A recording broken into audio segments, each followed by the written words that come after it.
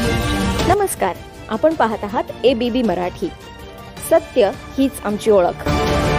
पालघरमध्ये भारतीय सैनिकांच्या शौर्य आणि पराक्रमाचा गौरव करण्यासाठी तिरंगा रॅलीचे आयोजन.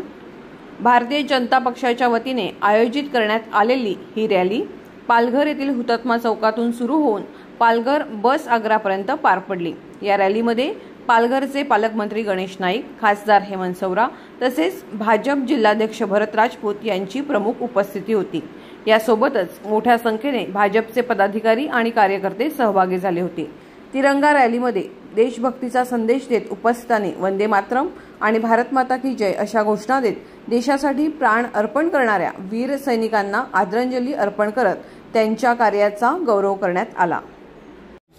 आज पालघरमध्ये जी तिरंगा रॅली आयोजित करण्यात आली त्यामध्ये आपल्या देशातील सैनिकांचं कौतुक करावं आणि देशाच्या नागरिकांच्या धैर्याचं सुद्धा कौतुक करावं हा त्याच्या पाठीमागे उद्देश होता.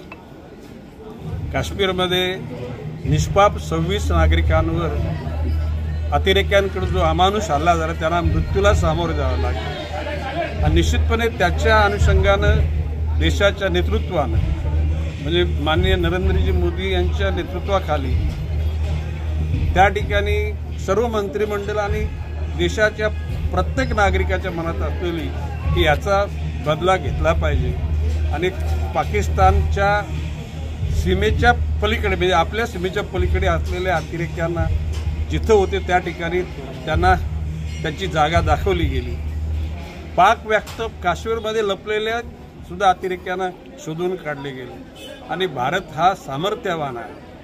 कुठल्याही शस्त्रांना तोंड देण्यासाठी आपली यंत्रणा सुद्धा सतर्क आहे. वायुदल, नौदल, पायदल या तिन्ही घटकांनी आपलं सामर्थ्य सिद्ध केलेलं आहे आणि म्हणून त्यांचं कौतुक करण्याचा हा क्षण आहे आणि त्या क्षणाकरताच आपण या ठिकाणी जमलो होतो. सत्य हीच आमची ओळख. आपण पाहत आहात ABB न्यूज मराठी.